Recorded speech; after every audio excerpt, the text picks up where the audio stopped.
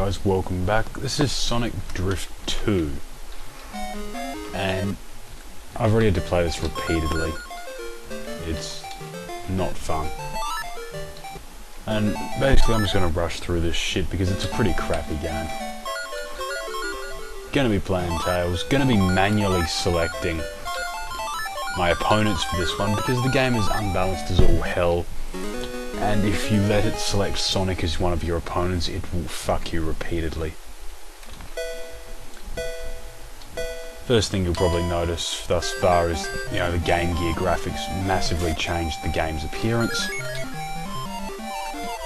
And the rubber banding of the AI is kind of ridiculous.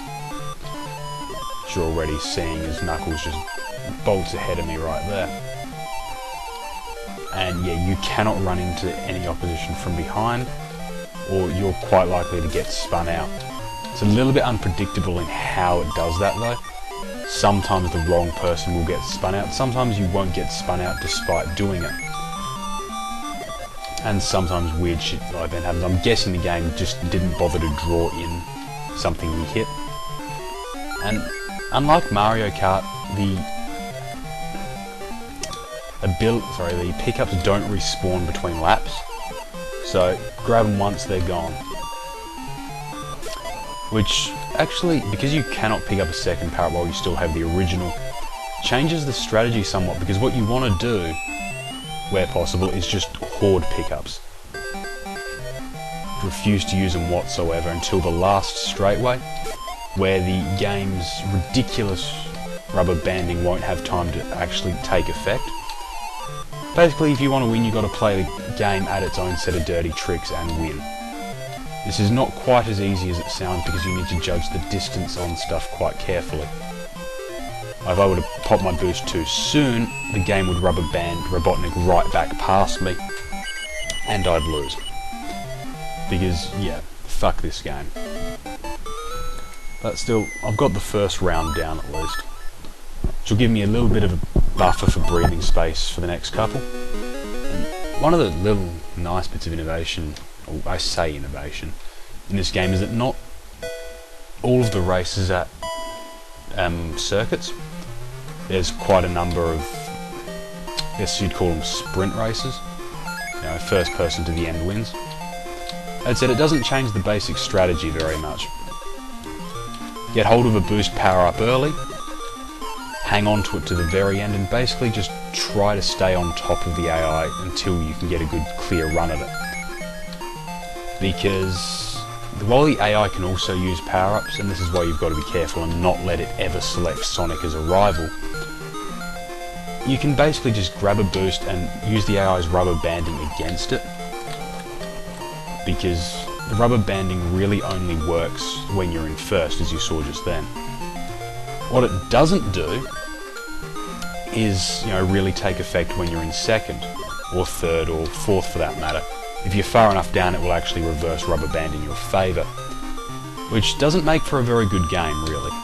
It makes for a game that feels like it's either taking its time finishing you off, or being, unnecessarily dickish. Okay, it doesn't so much seem like it's being unnecessarily dickish as it is unnecessarily dickish, but you know what I mean. The game will rubber band like hell if you're not careful. And yeah, if it has Sonic, whose actual ability, which you haven't seen me use, each character has a default ability they can use when they don't have a pickup. Costs 2 rings, does something. Sonic's is the speed boost pickup. The AI doesn't have to pay rings to use its ability, so if the AI happens to select Sonic as your rival, you may as well bend over and take it. Like a whiny little bitch, such as Tails is. Because, well, once that happens, you are kind of fucked. You will quite often find yourself with no real ability to actually win the game, simply because the AI chose an inconvenient rival character. Those sort of asshole moves happen a lot in this game. While it's somewhat hard to see from the shitty graphics, this stage does not have an edge. Drive off it, you'll basically get like a Lakitu moment, where you're off the edge and the game sits there taking its sweet ass time to get you back on.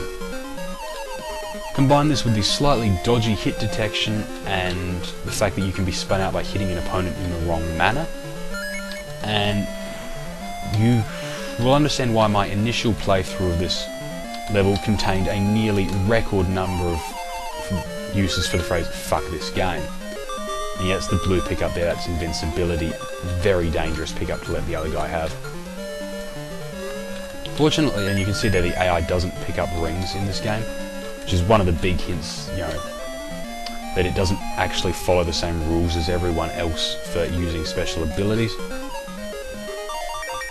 And I'm just going to use the invincibility there to try and get a cheap shot in on him.